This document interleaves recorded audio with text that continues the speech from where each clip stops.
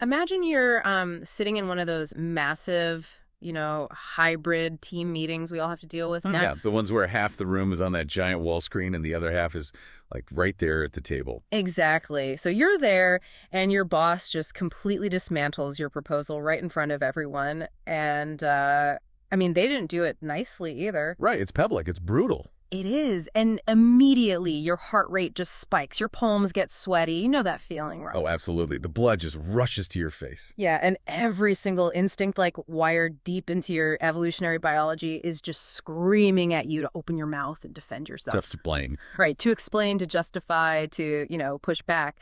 But according to the primary source we are unpacking today, the absolute most powerful, dominating thing you can do in that exact moment of intense pressure is absolutely nothing. Which is, I mean, it feels completely contrary to survival, doesn't it? It really does. Because we're conditioned, almost from birth, really, Mm-hmm. to believe that whoever controls the narrative, whoever gets that last word in, Yeah, the loudest person. right, the loudest person wins the engagement. And if you are listening to this on your commute right now or, prepping for your own stressful workday, you probably know that visceral urge to just leap into the fray. Oh, we all do. The idea of just absorbing a hit and letting the silence hang there, I mean, it feels like professional suicide.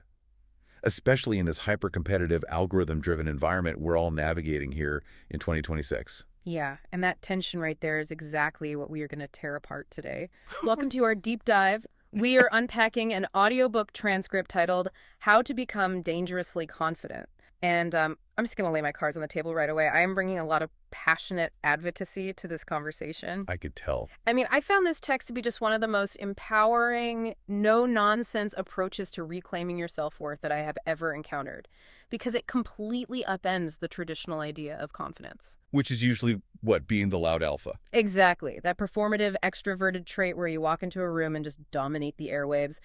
This book says, no, that's not it at all. Well, and I am bringing a healthy dose of skepticism to this deep dive. Bring it on. Because while I read through the author's strategies, and look, I certainly see the theoretical appeal of this impenetrable, quiet stoicism, I have profound reservations about how this translates to, real messy human beings. That's fair. Especially now. We are looking at a society in 2026 where connection is already severely fractured. We have asynchronous work, remote isolation, AI taking over huge chunks of our daily communication. My fear is that the advice in this text, if you apply it without extreme nuance, is just a recipe for acting aloof. You think it makes people cold? Yeah. It runs the risk of training people to become emotionless, detached robots just to survive the social landscape, rather than teaching them how to actually connect. I hear that concern, and I actually think it's the perfect lens for us to use today. Because our mission isn't just to give you, the listener, a glossy summary of the main points. We are going to dig straight into the middle of this text and actively debate the most counterintuitive, often overlooked advice buried in its core. This stuff people usually skip over. Right. And we are going to look at the actual neurological and psychological mechanisms behind these behaviors and test them against the realities of our algorithm-driven, hyper-reactive world. I firmly believe that by the end of this deep dive, the way you view your own reactions to stress and criticism is going to be completely dismantled and rebuilt. All right, let's test that theory. So the philosophical bedrock of this text, right from the opening pages, is that genuine confidence is fundamentally calm. Yes. It's entirely steady, and critically, it reacts to nothing. It does not fluctuate based on the external weather of the room. Which is such a hard concept to grasp. It is. And the very first practical directive the author gives to achieve this state is just a blunt command. They say, stop explaining yourself. It hits you right between the eyes. And the author makes this really compelling case that over-explaining isn't a courtesy. It's actually a profound symptom of insecurity. Okay, give us the example from the text. So they use a scenario we have literally all lived through. You're 15 minutes late to a commitment. The deeply ingrained, insecure response is to walk through the door and immediately launch into this desperate monologue. Well, I do this. We all do. You talk about how the traffic on the interstate was inexplicably backed up and how your smart home system glitched and didn't trigger your alarm. Right, or your dog threw up right as you were grabbing your keys. Exactly. You just pour all these words out into the space. And the underlying psychological subtext of that monologue, according to the source, is basically a plea for absolution. Precisely. You are sending a silent, desperate message that says, please look at all my very valid reasons so that you won't be angry with me. Yeah, I need your approval to feel okay about myself in this moment. You're taking your emotional regulation and just handing it entirely to them. Contrast that with the confidently prescribed response from the text, Which is what? walking in and simply saying, thank you for waiting. Full stop. Just that. Just that. You aren't being aggressively dismissive, but you are asserting, I don't need your permission to exist in this space, and I don't need to purchase your forgiveness with a story. See, I look at it slightly differently, Mm. especially when we map this onto professional environments. Okay, how so? Let's take the asynchronous corporate world of 2026. Yeah. If we're collaborating across 3 different time zones on like a complex software deployment and you miss a crucial deadline, Yeah. if you walk into the Slack channel and just say, thank you for your patience, Mm. without providing any context, Ah, I see where you're going. right, that isn't dangerous confidence. That is being a terrible, opaque collaborator. There's a very fine, dangerous line between self-assurance and flat-out arrogance. Yeah. And stripping away context can easily cross that line. I completely understand the friction there, but I think we have to distinguish between providing professional data and engaging in emotional groveling. Emotional grovel. Okay, explain that distinction. The text actually clarifies this beautifully later on. It argues that avoiding apology mode doesn't mean you withhold necessary operational context. If the server crashed, you report that the server crashed. So facts are fine. Facts are fine. What you don't do is scramble to prove your moral worth. The confident response is, I chose to pivot the project direction because the preliminary data didn't support our initial hypothesis. And then you just stop. You don't backpedal. Right. You don't say, I'm so sorry. I hope that's okay. I was just really worried about the timeline. Please let me know if you hate it. Ah, so the metric isn't necessarily the word count itself, but the emotional gravity behind the words. Yes. It's the difference between an objective report and a defense mechanism. Exactly. The emotional gravity is everything. Let me paint a picture of how this works mechanically.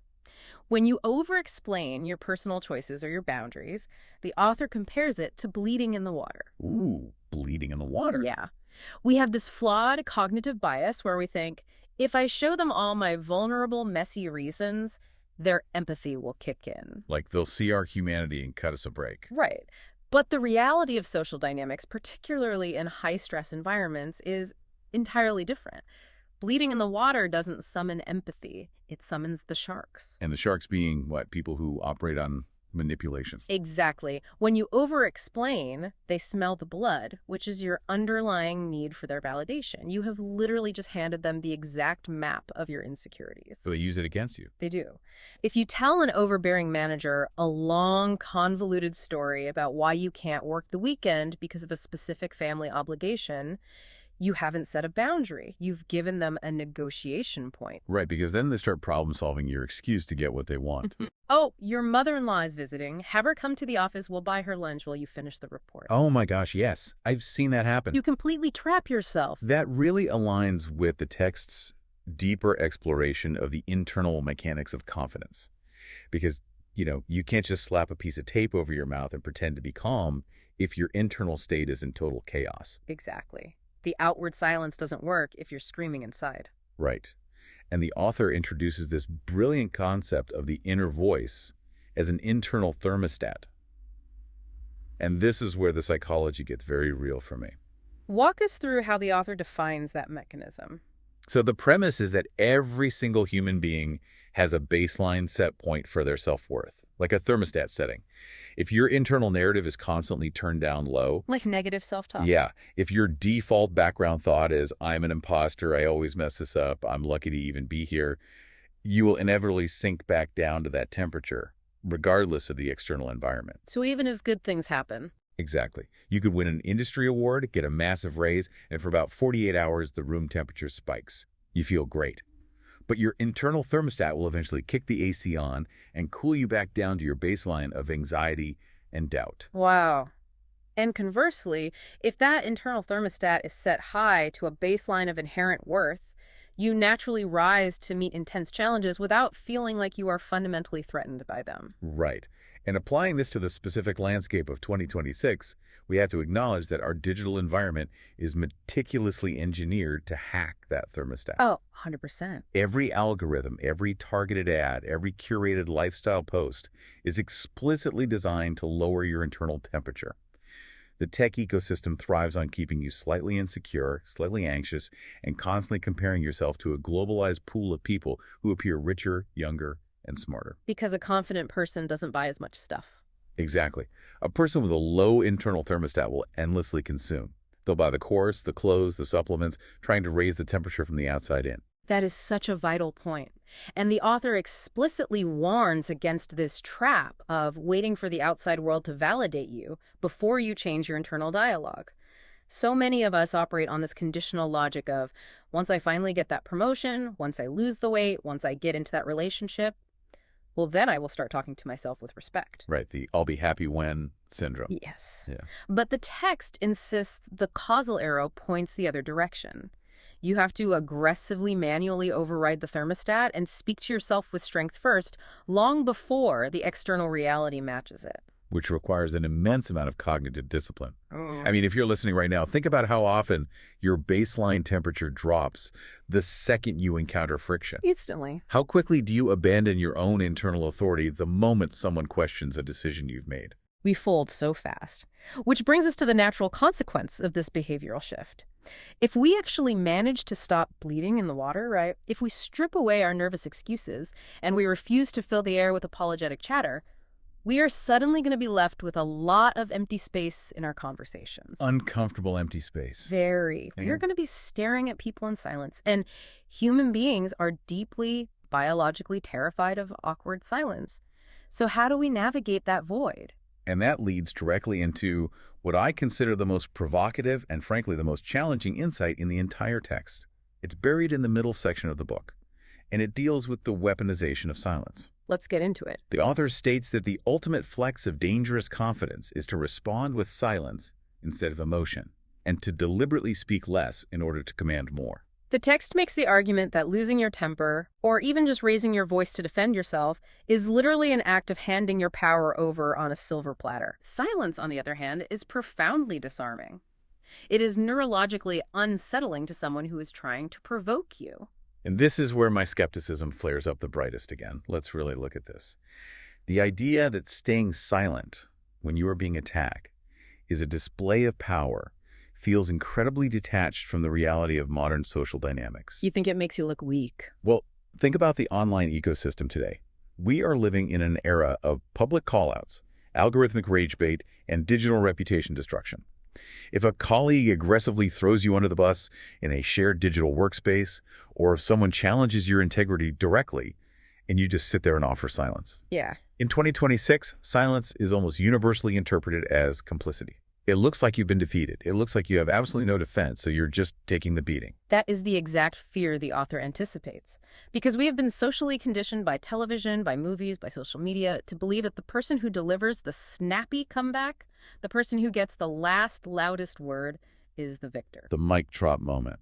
Yes, the mic drop. But the author vehemently tears that assumption apart by looking at the underlying physics of a provocation. Let's go back to that high-stakes meeting scenario we started with. Your boss or a hostile colleague comes at you. They are pushing your buttons, trying to elicit a reaction. Why? Because your reaction validates their dominance. Right. They want the dopamine hit of seeing you scramble. Exactly. Now let's look at the mechanism of what happens when you deny them that hit. When they launch that attack, their cortisol is spiking, their adrenaline is up. They have put this aggressive energy out into the center of the room. Right. If you meet it with defensive rambling, you absorb that energy and legitimize it. But if you give them absolutely nothing, I mean, you don't frown, you don't look down, you just maintain relaxed eye contact and hold the silence. A fascinating psychological shift occurs. The spotlight effect instantly reverses. Ah, you're saying the silence acts as an acoustic mirror. It is a mirror, and it is brutal, because suddenly their aggression is just hanging out there in the empty air, completely unreciprocated. Oh, wow. The contrast between their frantic emotional state and your impenetrable calm makes them look unhinged, foolish, and entirely out of control. It forces everyone in the room to look at the aggressor and think, why are they acting like this? The silence buys you the time to let them dig their own grave. You know, I want to break down the actual physiology of that because it isn't just a social trick, it's a biological hack. Ooh, yes, go into the biology. Human beings have evolved to synchronize our nervous systems. Hmm. When someone shouts, our sympathetic nervous system, the fight or flight center, wants to mirror that elevated state. It wants to shout back. Naturally. By forcing yourself to remain silent and still, you are actively down-regulating your own nervous system. You're keeping your prefrontal cortex, the logical, strategic part of your brain, online, while the person yelling at you is completely hijacked by their amygdala. They're literally not thinking straight. Exactly. They are operating on primitive brain functions, and you are operating on high-level strategy. That is a brilliant way to frame it. Think about the constant talker in your office or your friend group, you know the one. The person who is always loudly defending their actions, jumping into every debate, leaving paragraph-long comments on every post. Oh yeah, we all know one. They're essentially a radio playing endless buzzing static. And what happens to static? Our brains eventually filter it out. It becomes annoying background noise. Nobody respects the static. We tune it out to protect our own attention spans. But the dangerously confident person operates completely differently. They are not background static. They are the emergency broadcast system. Oh, I like that. Because they guard their words so fiercely. Because they trim away all the excess chatter and only speak using short, firm, deliberate statements. Things like, yes, no, I will have it done by Friday. That does not work for me. They create what I like to call auditory gravity. Auditory gravity. Okay, expand on that concept. So, when a heavy mass enters a space, smaller objects are forced to orbit it. When a person who is entirely comfortable in silence finally decides to speak, the sheer rarity of the event creates gravity. The entire room intuitively shuts up and leans in to listen because they know this person does not waste oxygen on trivialities. Right. They conserve their vocal energy like a meticulously sharpened blade, and when they finally swing it, it cuts through everything. You know, when we view this through the lens of the modern attention economy, the strategic value becomes undeniable. Because the algorithms that dictate our digital lives in 2026 literally feed on our emotional outbursts. Oh, completely. Outrage is the currency of the internet. Yes, if you reply to a provocation, if you furiously quote tweet the person attacking you, you are voluntarily feeding yourself into the machine. You're doing free labor for the platform by generating engagement. You're doing exactly what they want. Right, but silence starves the machine. It starves the troll, it starves the toxic coworker, and it starves the algorithm. You just deny them the fuel they need to keep the fire going. And there is an offensive advantage to this as well, which the author touches on, when they advise listening to understand rather than listening to reply. Which is so rare now. It is. In our current environment, information moves so blindingly fast. People are skim-reading memos, they're reacting to misleading headlines, they're barely listening to the first half of your sentence before they are already formulating their brilliant rebuttal in their head. Everyone is just holding their breath, waiting for their turn to speak. Precisely. And the text points out a massive vulnerability here. Human beings despise a conversational vacuum. We hate it. We do. If you just hold your silence, maintain neutral eye contact, and let the other person talk to fill the void, they will inevitably overextend themselves. In their desperate attempt to fill the awkwardness, they will start rambling. Just talking to hear themselves talk. Yeah. And as they ramble, they will expose their own hidden insecurities, their true motives, and the flaws in their logic. You essentially gather crucial, actionable intelligence just by letting them trip over their own words. That is profound. You're using their own discomfort with silence against them. Exactly. So we've established that silence acts as this incredible, impenetrable shield. It protects your energy and it neutralizes attacks.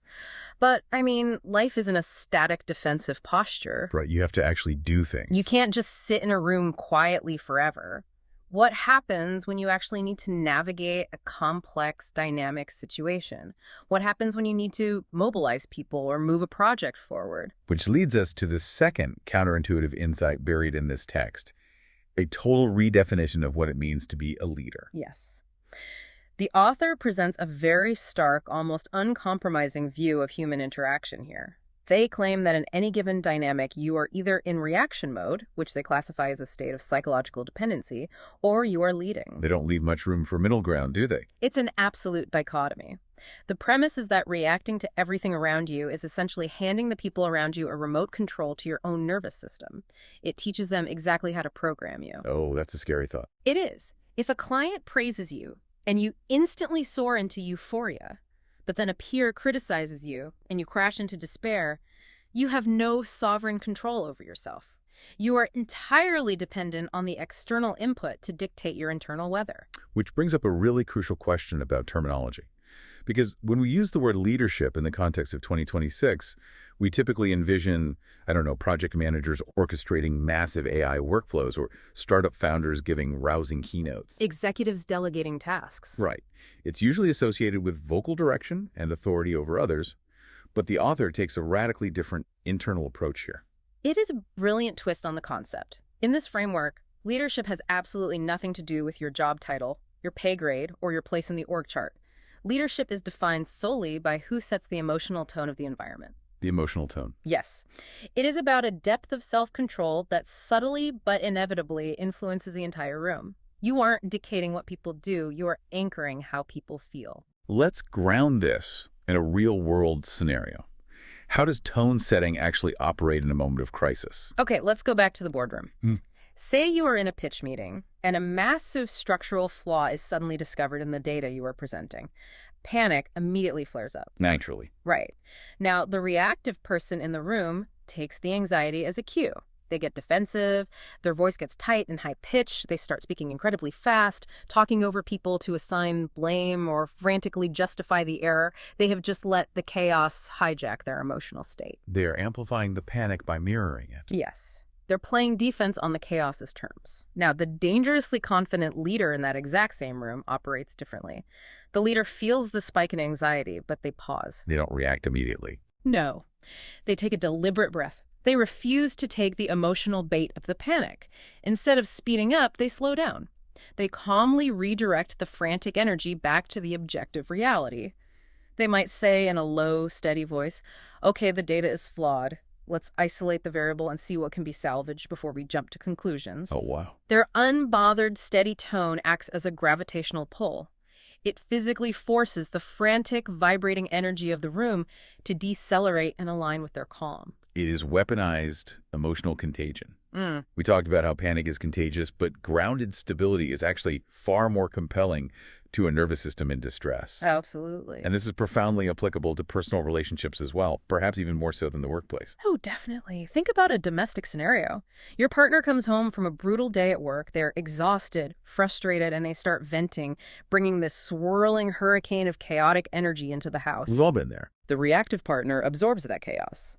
They start getting defensive or they get anxious, and suddenly you are both having a massive fight about the dishes when the dishes have absolutely nothing to do with it. Right, it's just displaced energy. Exactly. But the leader stays steady. They don't get sucked into the hurricane.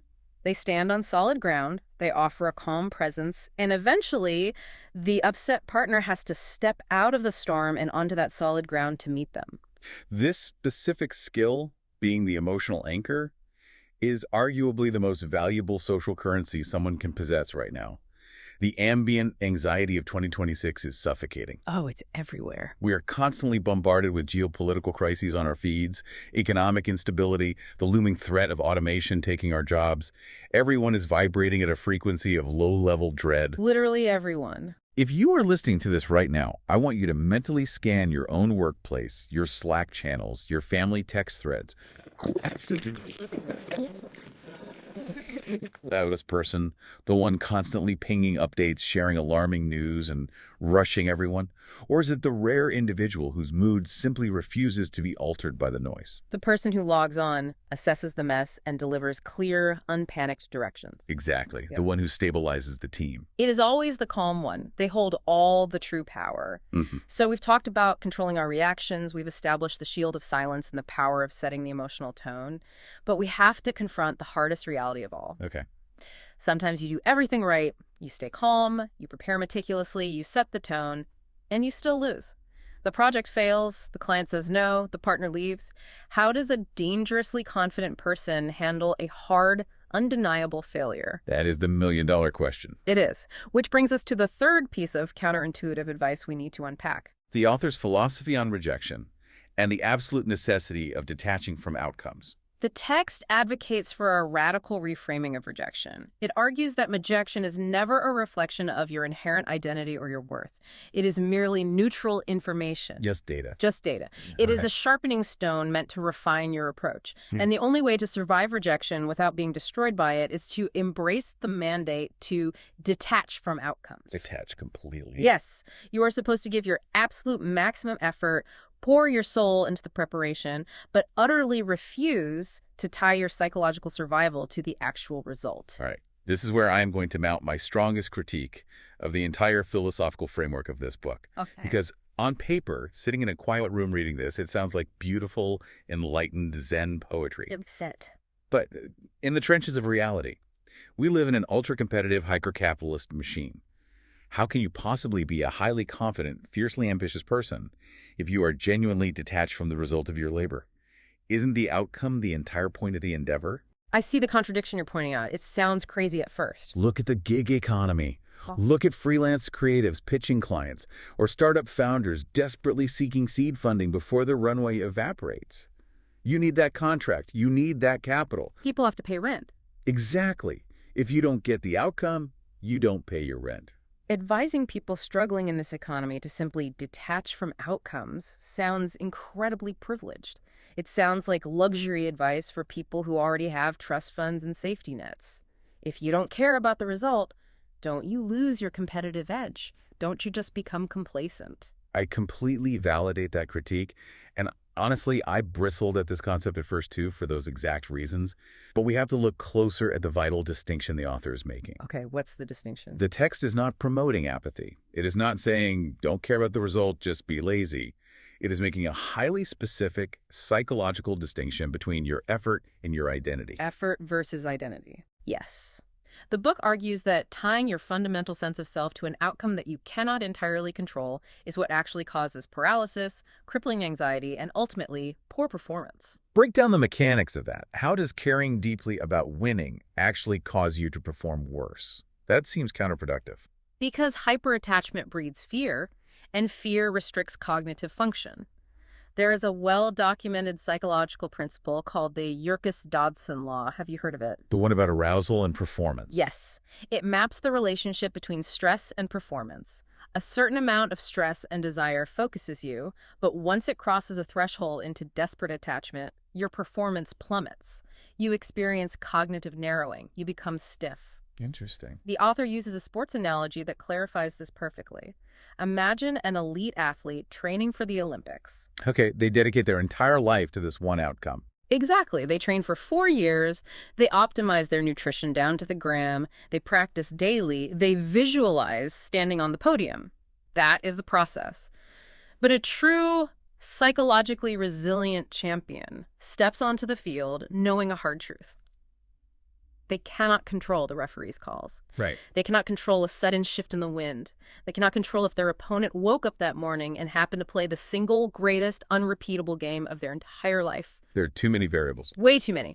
If the athlete ties their fundamental worth entirely to the scoreboard, they will play tight. They will play out of fear of losing rather than the joy of competing. So genuine confidence comes from focusing 100% of your psychological energy on the process, because the process is the only variable you have total dominion over. Yes, the effort, the preparation, the skill acquisition.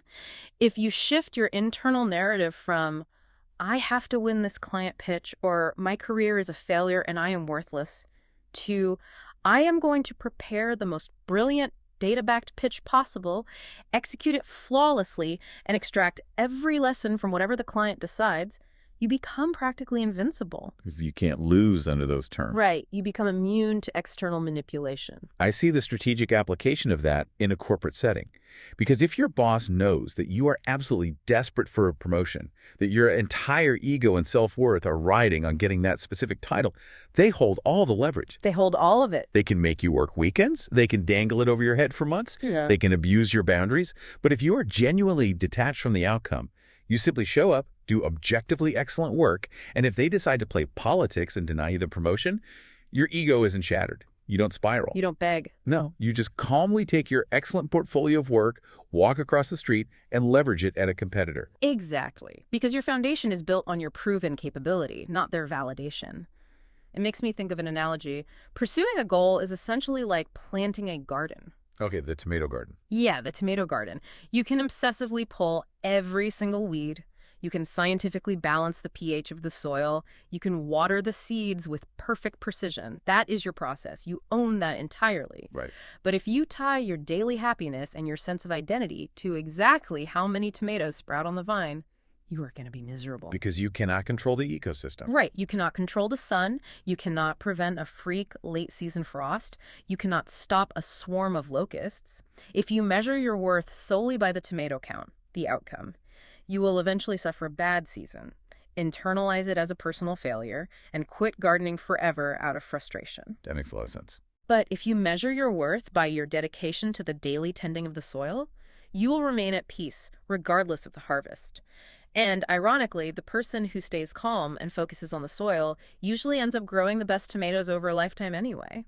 You know, looking at the architecture of these three counterintuitive insights together, Yeah. the refusal to over-explain, the strategic deployment of silence, the absolute detachment from the outcomes of your own labor. As I'm synthesizing this, it raises a profound and honestly somewhat disturbing philosophical question. Okay, I can hear the gears turning. Lay it on me. If you truly master this, if you genuinely stop caring about social approval or the opinions of the crowd, Okay. and you stay utterly silent and unbothered when people attack you, and you manage to completely detach your ego from the results of your most passionate pursuits, what are you actually living for? Oh. Seriously, what is the driving force of a human being who has surgically removed all of these normal, messy, validating human attachments? It feels empty. Where? Well, that is the core of it all. That is the exact paradox we have been circling this entire time. And honestly, this brings us to the 75% mark of our deep dive, and it leads directly into what I consider the absolute breakthrough realization of the entire text. Okay. It's where the author pulls the curtain back and reveals the ultimate endgame of this philosophy. Let's look at the notes from the final sections. Live as if you need nothing. Yes. The author states that the absolute zenith of dangerous confidence is to live your life as if you need nothing. And we have to be incredibly careful with how we interpret this. Because it sounds a bit nihilistic. It does. But it does not mean you reject good things. It doesn't mean you become a cynical hermit who lives in the woods and pushes love and success away. It means that your internal baseline peace does not hinge on the acquisition or retention of those things. I have to admit, this is a genuine light bulb moment for me. Really? How Yeah. so? Because throughout this entire conversation, my underlying skepticism has been rooted in a very specific, conditioned assumption. I unconsciously assumed that this book, like so many others in the self-help space, was essentially a manual on how to become an alpha. Ah, yes. The alpha bro culture. Right. I thought it was teaching people how to dominate social hierarchies, how to win power struggles in the boardroom, how to project this intimidating, impenetrable shield to make other people feel small. Which is exactly what 90% of confidence content online actually is. It's just rebranded dominance. It's usually about power over others. Yeah. But the breakthrough realization here is that true dangerous confidence has absolutely nothing to do with the outside world. It isn't about dominating anyone. It is about achieving utter, radical, emotional self-sufficiency. Yes. It is the systematic eradication of need. Because the author is right, need is the ultimate vulnerability. Need is the lever that allows you to be bought, bribed, manipulated, or broken by the world. Yes. You have completely nailed it. That reframes every single tactic we've discussed today. Let's look at setting boundaries again. Yeah. The text talks about how saying no as a complete sentence isn't about being abrasive or difficult. Right. It is simply the natural, effortless byproduct of someone who does not need to purchase friendship through people-pleasing. If you don't need your coworker to validate you to feel secure, you don't feel agonizing guilt when you tell them you can't take on their weekend project. The boundary isn't a weapon you are wielding against them. It is just a calm statement of reality. Think about how incredibly magnetic that state of being is, especially in the context of our current culture. We are drowning in neediness. The entire social internet is practically begging on its knees for validation. Oh, it's exhausting. Every heavily filtered photo, every humble brag post on a professional network, every hot take on a forum is implicitly asking the crowd, am I good enough? Am I smart? Do you see me? Please like me. And we all instinctively know that neediness repels. It does. When someone is desperate for your approval, you can feel the energy vampire in the room. It's exhausting to be around, but an aura of abundance, true internal strength that asks for nothing. It attracts people with an almost gravitational force. It's the ultimate paradox of human desire. We inherently trust the people who do not need us. If I am looking for a financial advisor and I know that they don't need my commission to make their mortgage this month, I trust their investment advice significantly more. That's a great point. If I am in a romantic relationship and I know that my partner doesn't need me to complete their broken sense of self-worth or fix their trauma, I feel infinitely safer with them because I know with absolute certainty that they are choosing to be with me rather than using me as an emotional crutch to survive. Wow. You love because it's real, not because you're empty. That is a quote from the text that has just been echoing in my head for weeks. That is the essence of dangerous confidence. So you're considered dangerous to the systems that rely on your insecurity to function. Exactly. You are dangerous to the toxic micromanaging boss. You are dangerous to the manipulative gaslighting partner. You are dangerous to the social media algorithms that desperately want you angry, scared, and clicking, because those systems have absolutely nothing to offer a person who already possesses everything they need inside themselves. The philosophical architecture is flawless. I am entirely won over by the theory. It is essentially ancient Stoicism upgraded and armor-plated for the digital age. Oh, love that description. But we have to ground this in reality, because theory is cheap.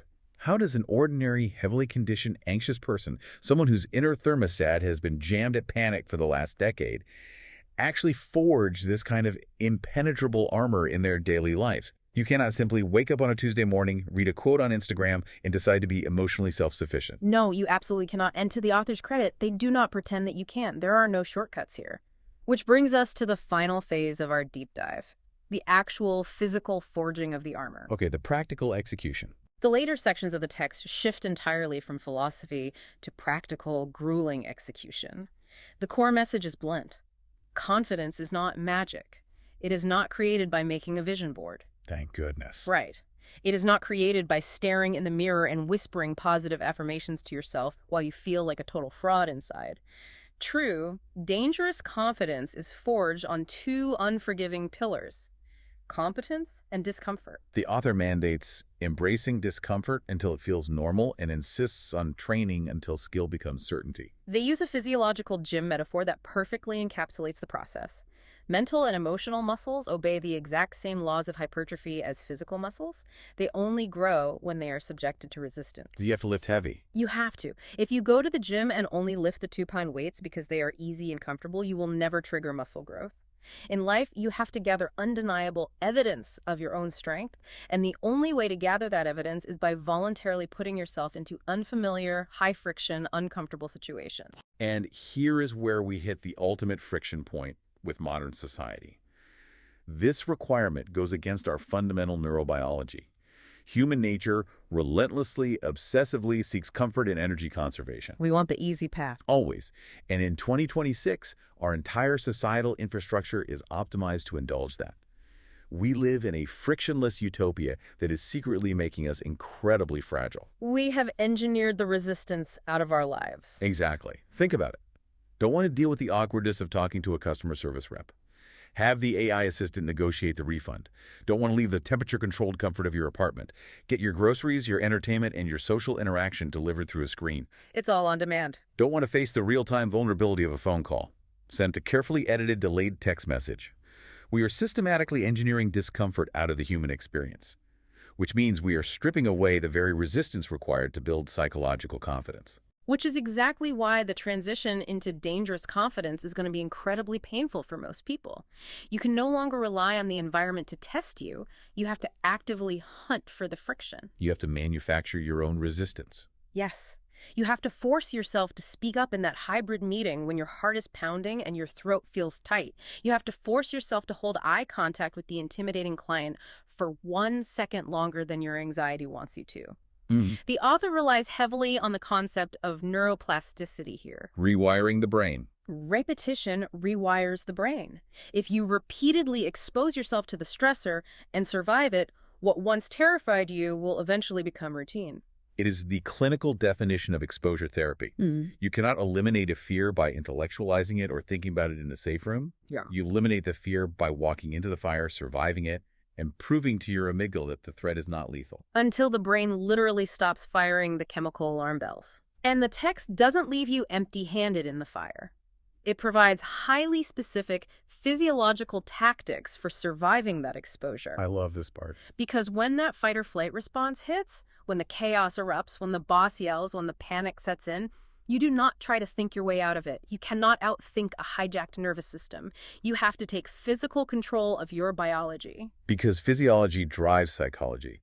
What are the specific somatic tools the author recommends? First, you immediately take conscious control of your breathing. Not just deep breaths, but exhales that are longer than your inhales. Wait, why longer exhales? Because it physically stimulates the vagus nerve, which sends a literal biological signal to your heart to slow down. That forces the parasympathetic nervous system, the rest and digest mode, to engage. Oh, that's fascinating. Second, you rigorously manage your physical pace. When we panic, we rush, our movements get jerky, we walk faster, we type faster. The author says you must deliberately move slower. Moving deliberately signals authority to your own brain and to the room. Like you're not in a rush because you're in control. Exactly. And third, and this is my absolute favorite, you deliberately lower the pitch and volume of your voice. That last tactic is neurologically brilliant. Chaos and panic always feed off elevated noise. High-pitched, loud voices trigger alarm bells in the mammalian brain. Yep. When a conflict escalates, everyone naturally raises their volume to try and dominate. By intentionally lowering your voice to a quiet, deep, steady register, you create a physiological dissonance. It's so powerful. You force the people screaming at you to literally stop talking and quiet down just to be able to hear what you are saying. It instantly, physically shifts the dynamic of power in the room. It's an incredible Yeah. mechanism, and it works because it relies on biology, not just attitude. Mm-hmm. I want to bring this directly to you, the listener, right now. Mm-hmm. We've covered a massive amount of psychological ground today. I want you to identify one specific, tangible area in your life where fear or doubt is currently dictating your behavior. Maybe it's a terrifying conversation you need to have with a partner. Or establishing a hard boundary with an overbearing parent. Yeah, or maybe it's learning a new, complex software tool at work that makes you feel incompetent.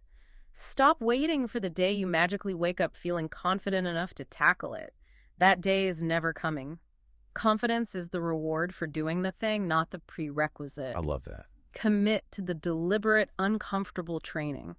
Put in the reps. Walk into the friction, let your voice shake, remember to breathe, force your volume down, and keep doing it until you reach the profound point where you don't just say, I think I can handle this, but in your bones, I know I can handle this. Because skill builds undeniable certainty. And certainty, unlike a temporary mood, cannot be taken away by someone else's opinion. Exactly. So bringing all of these complex threads together as we wrap up this deep dive, what an absolute journey this text has taken us on. It really has. We started in the shallows, looking at the trap of over-explaining and how we constantly bleed in the water, begging for approval. We unpacked the mechanics of our inner thermostat and how we must set our own temperature before the world does. And we examined the incredibly disarming strategic power of silence. We redefined what true leadership looks like, realizing that it's about anchoring the emotional weather of a room rather than, barking orders into the wind. We tackled the painful reality of failure, learning how to completely detach our identity from outcomes so that rejection becomes merely a sharpening stone rather than a fatal blow to our ego. Right. And all of that led us to the massive paradigm-shifting breakthrough. That true, dangerous confidence is simply the state of reacting to nothing. It is the achievement of radical emotional self-sufficiency. It is systematically removing the need for external validation, thereby ensuring that absolutely nothing external can control you. It is a profound philosophy. But before we sign off, I know you always look for the hidden angles. Building on everything we've debated today, what is a final lingering thought you want to leave with our listener to mull over? It's a paradox that has been brewing in my mind since we hit that breakthrough realization about emotional self-sufficiency. The text advocates for reaching a state where you need absolutely nothing from the people around you. No validation, no praise, no reassurance to prop up your identity. Right. The conventional fearful assumption is that achieving this state would make you a cold, isolated, untouchable island. But I want the listener to deeply ponder this tonight. If you truly reach that ultimate state of absolute non-need, would your relationships actually become colder? Or would they, perhaps for the very first time in your entire life, become purely authentic? Because if you truly need nothing from someone, you are finally free to choose to love them exactly for who they are, rather than for the validation they can provide to your ego. Wow, that flips the entire concept of human connection completely upside down. Doesn't it? Loving people is a deliberate choice of abundance rather than a desperate transaction of need. That is a heavy, beautiful thought to sit with. It changes the entire foundation of how we interact. It really does. Well, to our listener, thank you for joining us on this intense deep dive. We hope this conversation has armed you with the insight to stop bleeding in the water, to drop the nervous excuses, and to begin the uncomfortable, glorious work of forging your own armor. It's time to stop reacting to the noise and start leading your own life. Embrace the silence and stay steady. And remember, true confidence is never a loud, desperate performance for the crowd. It is the quiet, unshakable structure you build underneath. Until next time.